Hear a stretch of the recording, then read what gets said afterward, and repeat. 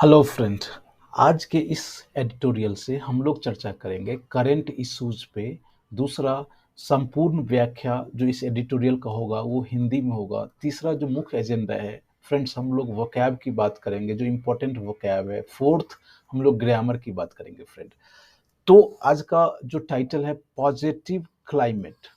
अब ये positive climate, ये क्लाइमेट मीन्स आप जानते हैं वातावरण होता है। तो इसका जो मैं बैकग्राउंड बता दूं, अभी अमेरिका और इंडिया में एग्रीमेंट हुआ है क्लाइमेट को लेकर के। हालांकि जो अमेरिका है वो हर जगह उसका मुख्य, जो अभी बाइडेन एडमिनिस्ट्रेशन है उसका ये मुख्य एजेंडा ही है जो वो क्लाइमेट को लेकर के बहुत काम करना चाहता है। तो इसी के संदर्भ में आज का ये एडिटोरियल है। Engagement with the US should help India expand mitigation adaptation action। Friend यहाँ ये कह रहा है इंगेजमेंट विद यूएस, मतलब जो इंडिया का यूएस के साथ जो बातचीत हुआ, इंगेजमेंट हुआ है किसी मुद्दे पर, वह हेल्प करना चाहिए इंडिया को। ये बातचीत से इंडिया को हेल्प होना चाहिए किस चीज में? Expand mitigation. एक्सपैंड मीन्स फैलाना, मिटिगेशन मीन्स होता है फ्रेंड कि कोई चीज को आप कम करते हैं, कोई हार्मफुल चीज है उसको आप कम करते हैं, उसको मिटिगेशन कहते हैं। और एडेप्टेशन मीन्स होता है किसी चीज को आप अपनाते हैं। तो अकॉर्डिंग टू सिचुएशन आप कोई चीज को अपनाते हैं तो उसको हम एडेप्टेशन कहते हैं फ्रेंड, राइट। तो ये जो इंगेजमेंट है यूएस का इंडिया के साथ, वह इंगेजमेंट इंडिया को हेल्प करना चाहिए। उस इंगेजमेंट से इंडिया को हेल्प होना चाहिए किस चीज में? कि इंडिया जो है अपना मिटिगेशन, जो पॉल्यूशन है उसको कम कर सके, और अडेप्टेशन एक्शन जो एट प्रेजेंट जो सिचुएशन है उसके अनुसार वो एक्शन ले सके। फ्रेंड, मैं आपको यहाँ एक चीज़ बताना चाहता हूँ, यदि आप इस चैनल पे नए हैं तो जरूर सब्सक्राइब कीजिएगा, लाइक शेयर और कमेंट कीजिएगा friend. Let's start. India's frontline position as third highest emitter of greenhouse gases has sharpened focus on its future policy course to mitigate carbon emissions under the Paris Agreement। Friend, सबसे पहले यहाँ has लगा हुआ है और V3 है, तो ये प्रेजेंट परफेक्ट टेंस है, उसको आप ध्यान रखिएगा। यहाँ कह रहा है जो India front line position as third highest emitter of the greenhouse gases. अब ये फ्रंट लाइन पोजिशन क्या होता है फ्रेंड?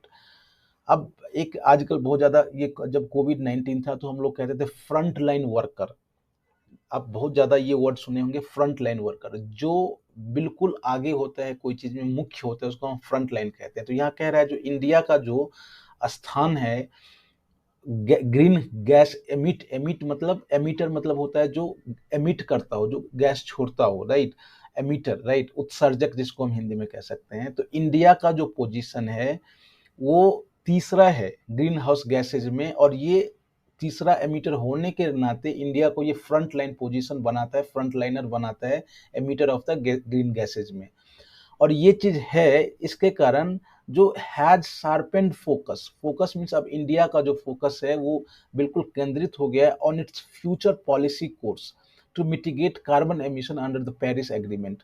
अब फ्रेंड, आपको पता होगा पूरे दुनिया में जितने भी इंपॉर्टेंट कंट्रीज है सब पेरिस एग्रीमेंट के तहत उसका कुछ नियम है, उसके अंदर उसके अनुसार आपको कार्बन एमिशन को मिटिगेट करना है, कम करना है। तो कह रहा है जो अब जो तीसरा पोजीशन इंडिया का हो गया, इसके नाते अब इंडिया का जो फोकस है वो फ्यूचर पॉलिसी पे है, जो किस तरह वो कार्बन एमिशन को कम कर सके, किसके under? Under the Paris agreement. It has an irrefutable claim to a big part of the remaining global carbon budget, along with other smaller nations with low historical emissions, but room for maneuvering has shrunk in a world facing record temperature and calamitous weather event। Friend, ये बिल्कुल लंबा sentence है लेकिन उसको हम लोग तोड़ेंगे अलग अलग पार्ट्स में और समझेंगे। सबसे पहले मैं इस सेंटेंस में दो तीन वर्ड इंपॉर्टेंट है, मैं उसके बारे में बता दूं। जो ये इररिफ्यूटेबल मतलब क्या होता है? रिफ्यूटेबल, इररिफ्यूटेबल। रिफ्यूटेबल मीन्स कोई चीज झूठा कह सकते हैं, या जिस चीज को आ, आप ये कह सकते हैं जो गलत प्रूव कर सकते हैं, राइट, उसको रिफ्यूटेबल कहते हैं। लेकिन इररिफ्यूटेबल हो गया तो ऐसा चीज जिसको आप गलत साबित नहीं कर सकते हैं, राइट, तो इसको हम इररिफ्यूटेबल कहते हैं। पहला वर्ड है। दूसरा है जो मैन्युवरिंग मीन्स होता है जो आप बिल्कुल चालाकी से कोई चीज़ को आप अपनी दिशा में मोड़ लेते हैं, राइट? चालाकी से कोई काम करना या ये यूँ कह लें जो तिकड़मबाज़ी करना, तो इसको हम मैनेuvरिंग कहते हैं, राइट? और कैलामिटियस मीन्स होता है जो डेंजरस, डिवास्टेटिंग, खतरनाक, बहुत ज़्यादा खतरा पैदा करने वाला, डिवास्टेटिंग, डिस्ट्रॉइंग, ये सब इसका सिनोनिम्स है। तो अब हम इस सेंटेंस को देखते हैं। It has an irrefutable claim to a big part of remaining global carbon budget. ये इंडिया के लिए है, जो इंडिया का ये बिल्कुल नहीं नका इंडिया का जो क्लेम है वो इरिफ्यूटेबल है कि to a big part of remaining global carbon budget, जो ग्लोबल कार्बन बजट है उसमें वो अपना क्लेम चाहता है, right, along with other nations with low historical emissions. और उस किसके साथ, जिसका जो ऐसा छोटे छोटे देश हैं जिसका जो बहुत कम गैस एमिट करते हैं, but room for manoeuvring has shrunk in the world facing record temperature and calamities weather event. लेकिन ये रूम मतलब जगह, या आप कह लीजिए सिचुएशन, अब ऐसा सिचुएशन नहीं रह गया है कि आप कोई तिकड़मबाजी से, चालाकबाजी से आप यू नो ये कह लें, कुछ और कह लें, जो नहीं, कार्बन एमिट मैं नहीं कर रहा हूँ या कुछ और कर रहा हूँ, अभी उसकी जगह नहीं रह गई है किस चीज में, इन द वर्ल्ड, उस दुनिया में, जहां, इस विश्व में जहां facing record temperature and calamities weather events. ऐसा संसार जहां बिल्कुल वो रिकॉर्ड टेम्परेचर से बढ़ रहा है और कई सारे स्टॉर्म या साइक्लोन या सुनामी या फिर पॉल्यूशन, ध्वनि प्रदूषण, जल प्रदूषण इत्यादि आ रहे हैं, और इसके वजह से अलग अलग वेदर इवेंट्स हो रहे हैं। ऐसे में अब आप बिल्कुल चालाकी नहीं कर सकते हैं, जो इस कारण से हम कार्बन एमिट कम नहीं कर सकते हैं, उस कारण से कार्बन एमिट हम नहीं कर सकते हैं। there is there is escalating pressure for India to commit itself to a date when it can achieve net zero, removing as much CH greenhouse gases as it emits, on the line of the goal set by the US and the European Union for mid-century and 2060 by China. अब ये कह रहा है friend कि escalating मतलब बिल्कुल ज्यादा pressure है, प्रेशर बढ़ता जा रहा है, किस पे, इंडिया पे, किस चीज के लिए, टू कमिट इटसेल्फ, वो एक अपना प्रॉमिस करे, कमिटमेंट दे कि टू अ डेट, एक डेट निश्चित करे कि कब वह जीरो, नेट जीरो अचीव कर सकता है, कार्बन एमिट कब वो नेट जीरो अचीव कर सकता है। अब वो इंडिया पे बहुत ज्यादा प्रेशर बन रहा है। Removing as much CGHS as it emits, उतने ही ग्रीन गैस को आप बाहर फेंके जितना आप इमिट कर रहे हैं, रिमूविंग, राइट, हटाना, on the line of the goal. अब ये जो प्रेशर है इंडिया पे, ये डेट फिक्स करने के लिए किस लाइन पे है कि यूएस ने और यूरोपियन यूनियन ने मिड सेंचुरी मतलब 2050 तक उन्होंने गोल सेट कर रखा है, और चाइना जो है 2060 तक नेट जीरो अचीवमेंट के लिए वो जो गोल सेट कर रखा है, उसी तरह से इंडिया पे भी एक प्रेशर है, प्रेशर बढ़ता जा रहा है। Declaring a net zero plan under the Paris Pact is a disquieting prospect since it would impose expensive choices, particularly in energy production। अब इस सेंटेंस में फ्रेंड मैं आपको एक, ये डिस्क्वाइटिंग मतलब ये हुआ जो बहुत परेशान करने वाला या बहुत ही मुश्किल आप कह सकते हैं। तो जो नेट जीरो प्लान डिक्लेयर करना किसके तहत, पेरिस पैक्ट के तहत, ये बहुत ही परेशानी वाली बात हो जाएगी, since it would impose expensive choices particularly in energy production, क्योंकि अब इंडिया में ऐसा चल रहा है जो सारे चीज पुराने मशीन पे चल रही है, राइट, या फिर वहाँ यहाँ जो बिजली है वो कोयला से ही उत्पादन किया जाता है। तो यहाँ कह रहा है जो नेट जीरो डिक्लेयर करना अपने आप में एक परेशानी सबब वाली बात होगी इंडिया के लिए, क्योंकि ये एक्सपेंसिव चॉइसेस इंडिया के लिए हो जाएगा, क्योंकि इंडिया में अभी उस मॉडर्न लेवल का मशीन है नहीं, और पर्टिकुलरली एनर्जी प्रोडक्शन में, जैसे कि जितने भी बिजली हम प्रोडक्ट करते हैं अभी भी मोर देन 60-70% हम कोयला से ही करते हैं, तो ये इंडिया के लिए बहुत ही मुश्किल वाली बात हो जाएगी। That conundrum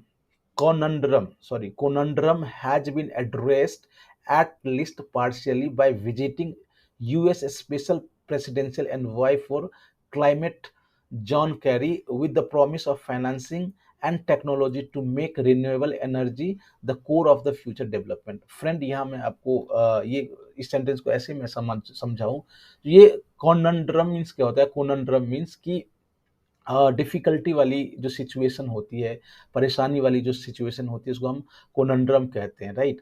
तो ये कह रहा है जो एटलीस्ट पार्शियली जो इस समस्या पे डिस्कस हुआ है, किसके साथ?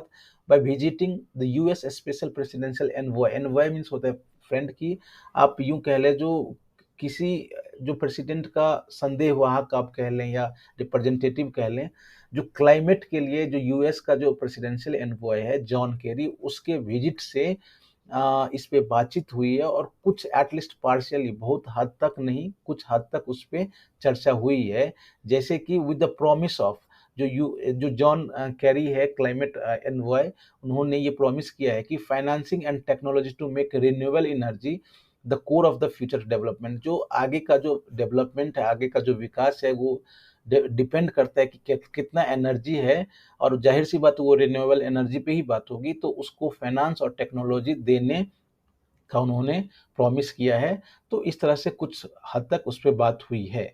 Specific areas of cooperation to bring down emissions in the expansion of transport, buildings and industry, and facilitating funding of 450 gigawatt of renewable energy by 20 by 2030 can advance the India-US climate and clean energy agenda 2030 partnership। ये कह रहा है friend जो specific area of cooperation to bring down emission, कुछ कुछ जो ऐसा जो सहयोग स्पेसिफिक एरिया है जिससे कि एमिशन को कम किया जा सके, वो क्या है? In the expansion of transport, जितने भी ट्रांसपोर्ट है उसका एक्सपेंशन हो, वो बिजली पे चले, वो मेट्रो आए, right? Building and industry, buildings और इंडस्ट्री में सहयोग हो रहा है, and facilitating funding of 450 gigawatt of renewable energy. अब ये जो 2030 तक जो है वो फंड होगा, जो फंडिंग करेगा किस चीज में? रिन्यूएबल एनर्जी जो 450 गीगावाट रिन्यूएबल एनर्जी है उसके एस्टेब्लिशमेंट में। और ये सब है can advance the India and US climate, जो India US climate energy agenda 2030 partnership है, वो ये सब जो फंड है वो और उसमें बेहतरीन बना सकता है। More clarity More clarity on the bilateral roadmap towards emission reduction may come at COP26 conference in November. ये कह रहा है फ्रेंड जो अभी जितने भी बातचीत हो रही है, जो भी बायलेटरल रोड मैप है, उस पर और ज़्यादा क्लैरिटी आएगा जब कोप 26 जो कॉन्फ्रेंस नवंबर में होगा, उस पे जो और जितना भी क्लैरिटी है या रोड मैप है कि किस तरह से एमिशन कम किया जा सके, इस पे आने वाला है। India, meanwhile, needs to get all states to mitigate emissions and help them adapt to climate-linked extreme weather and atmospheric pollution caused by fossil fuels। Friend यहाँ ये कह रहा है जो इस बीच इंडिया को क्या करना चाहिए? इंडिया को जरूरत है कि वो सारे स्टेट को मिटिगेट एमिशन हेल्प करे, राइट? कि जो जितना से कम हो वो एमिशन करे, और उसे उस अडेप्ट मीन्स होता है अपनाना, उस चीज में अपनाने में सहयोग करे। किस चीज में? कि जितने भी एटमॉस्फेरिक पॉल्यूशन या फिर क्लाइमेट लिंक्ड एक्सट्रीम वेदर है, जो कि किसके कारण होता है? फॉसिल फ्यूल जैसे कि डीजल, पेट्रोल, कोयला, उसको अडेप्ट करने में, उसको कम करने के लिए जो टेक्नोलॉजी है, जो भी हेल्प है, उसको अडेप्ट करने में इंडिया अपने स्टेट को सहयोग करे। फ्रेंड मैं आपको यहाँ बता दूं, जो यदि आप इस चैनल पे नए हैं तो आप जरूर चैनल को सब्सक्राइब कीजिएगा। आप चैनल के जितने भी प्ले लिस्ट है उसमें आप जाइए, वहाँ आपको मिलेगा एडिटोरियल एनालिसिस, इसके बाद वोकेबलरी। एडिटोरियल में हम लोग डिस्कस करते हैं डिफरेंट डिफरेंट चीज़ें, तो ये मैं आपसे रिक्वेस्ट करता हूँ कि आप उसको जाइए और सब्सक्राइब कीजिए। At the end of 2020, a year marked by COVID-19 and many destructive storms, the Union Environment Minister declared that the country had achieved 21% of its 33 to 35% target to cut emissions intensity of GDP by 2030। यहाँ कह रहा है friend कि 2020 के अंत में, जो कि 2020 एक ऐसा ईयर था जो कोविड-19 ईयर मार्क्ड बाय कोविड-19 के कारण ही वो इस तरह लगभग वो उसी में बीता। एंड मेनी डिस्ट्रक्टिव स्टॉर्म, इसी में आप देखते हैं जो बंगाल में या फिर अलग अलग उड़ीसा में कई सारे स्टॉर्म्स आए। इसी बीच जो ये कह रहे हैं, जो यूनियन इन्वायरमेंट मिनिस्ट्री है, उन्होंने डिक्लेयर किया था कि इंडिया अचीव कर चुका था 21% of its 33 to 35% target to cut emission intensity of GDP by 2030। ये 2030 तक जो उनको 33 से 35% कट करना था, वो 25% आउट ऑफ दिस उन्होंने अचीव कर लिया है। सिमिलरली वॉज जनरेटिंग 37.9% और 40% ऑफ पावर फ्रॉम रिन्यूएबल, और जो उसी तरह से जो 40% जो रिन्यूएबल पावर जितने भी पावर उसमें 40% रिन्यूएबल से करना, उसमें 37.9% उन्होंने जनरेट किया है। Though encouraging, the immediate challenge lies in coming up with an adaptation framework to help those at highest risk, the millions living in the path of annual cyclones, including residents of populous coastal area cities। ये कह रहा है जो ये जो data है उत्साहवर्धक जरूर है, दो एनकरेजिंग उत्साहवर्धक जो जरूर है, लेकिन जो अभी जो इमीडिएट चैलेंज जो है इंडिया के सामने, वो इस चीज में है कि वो ऐसा फ्रेमवर्क अडेप्ट करे जो जितने भी हाईएस्ट रिस्क में जो रह रहे हैं उसको हेल्प हो। जैसे कि millions living in the path of annual cyclones, हर साल साइक्लोन आता है और उसके आसपास लाखों लोग उसके चपेट में होते हैं, उसको कम करे, including residents of populace coastal area. और ये जो साइक्लोन आता है तो आप देखेंगे जो कोस्टल एरिया जो समुद्री किनारे होते हैं वो निवासी सबसे ज्यादा प्रभावित होते हैं। तो इस चीज को अभी जरूरत है जो ऐसा कुछ फ्रेमवर्क लाए, ऐसा कुछ काम हो जो इस पे काम अच्छे से किया जा सके।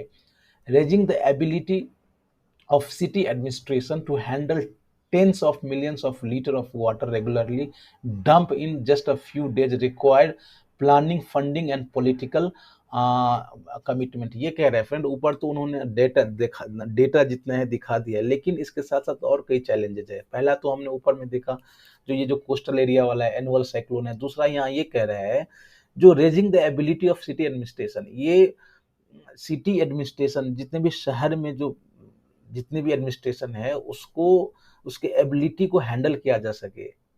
क्यों? क्योंकि to handle tens of millions of litres, जो लाखों करोड़ों लीटर्स पानी in just a few days में जो डंप किया जाता है, बर्बाद हो जाता है, ये रिक्वायर है, ये मांगता है क्या, जो एक अच्छी प्लानिंग हो, फंडिंग हो और ये पॉलिटिकल कमिटमेंट हो। तो इंडिया के सामने ये सब चैलेंजेस है। Making low cost insurance available for the houses against climate related losses will raise resilience.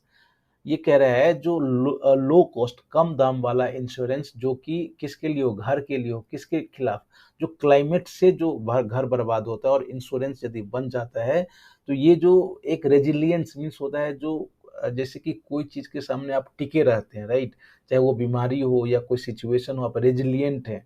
तो ये क्या, ये रेजिलियंस बढ़ाएगा and lead to audits encouraging governments to reduce risk. At the same time जब ये इंश्योरेंस आएगा तो कहीं ना कहीं ये डेटा गवर्नमेंट के पास रहेगी, और ये इससे क्या होगा, तो ये एक अच्छे ऑडिट की तरफ लीड करेगा, जिससे गवर्नमेंट जो है और उस जो रिस्क है उसको कम किया जा सकेगा यदि ऐसा होता है तो। The Paris agreement can easily fund much needed urban retrofittings and boost employment. ये कह रहा है यदि ये जो पेरिस एग्रीमेंट है वो कैन इजिली फंड, ये जो इस फंड से आप जो अर्बन रेट्रोफिटिंग मतलब होता है कि कोई चीज को ऐड करना, राइट, और बूस्ट एम्प्लॉयमेंट। तो ये पेरिस एग्रीमेंट से जो अर्बन जो इंफ्रास्ट्रक्चर है उसको बहुत ही ज़्यादा much needed urban infrastructure, retrofitting मतलब यहाँ यही हो गया, जो ऑलरेडी कोई चीज़ बना हुआ है और बाद में आप कुछ ऐड करते हैं तो उसको रेट्रोफिटिंग कहते हैं, राइट। तो जो पेरिस एग्रीमेंट का जो ये जो फंड है उससे इजिली आप अर्बन इंफ्रास्ट्रक्चर को बढ़ा सकते हैं या एम्प्लॉयमेंट को बूस्ट कर सकते हैं। There is also a health imperative. Imperative means होता है विच इज वेरी अर्जेंट और इम्पॉर्टेंट। तो कह रहा है जो इसके साथ साथ जो है स्वास्थ्य की भी बात इंडिया में बहुत ही ज़्यादा इंपॉर्टेंट है। Heat stress has a severe impact causing higher mortality among the vulnerable elderly. ये कह रहा है जो हीट स्ट्रेस जब गर्मी होती है तो उसका बहुत ही ज़्यादा सीवियर, बहुत ही ज़्यादा इम्पैक्ट होता है, प्रभाव होता है, और जिसके कारण क्या होता है जो जितने भी वृद्ध लोग हैं, जो बूढ़े लोग हैं, उसमें मोर्टेलिटी रेट बहुत ही ज़्यादा बढ़ने लगता है हीट स्ट्रेस के कारण। तो ये सब इंडिया में प्रॉब्लम्स है friend, right. These are growing problems. जितने भी हम लोगों ने ऊपर बात किया ये सब क्या है, प्रॉब्लम्स है, but they also represent an opportunity to steer post covid 19 policies towards benign green development. कह रहा है जो yes these are the problems, ये सब है प्रॉब्लम्स, लेकिन इसके साथ साथ ये एक मौका भी है कि कोविड 19 के बाद जो अभी ग्रीन डेवलपमेंट जो जितने भी इस पे बात हो रही है उसको ये एक अच्छा दिशा निर्देश दे सकता है। For a law emission future policies must put nature at the centre. ये कह रहा है जो आगे जो भविष्य में कम इमिशन हो, कम गैस उत्सर्जन हो, उसके लिए है जो जितने भी पॉलिसीज होते हैं उसके सेंटर में क्या होना चाहिए, नेचर को रखना चाहिए। मतलब नेचर का इम्पोर्टेंस आपके पॉलिसी मेकिंग में होना चाहिए। तो फ्रेंड इस तरह से हम लोगों ने आज का एडिटोरियल देखा। इसके बाद आज शाम में वर्ड्स का वोकेबलरी का वीडियो आएगा, आप उसको जरूर देखिएगा। यदि आप चैनल पे नए हैं तो उसको जरूर सब्सक्राइब कीजिए, शेयर कीजिए और कमेंट कीजिएगा। Thank you, bye bye, see you tomorrow.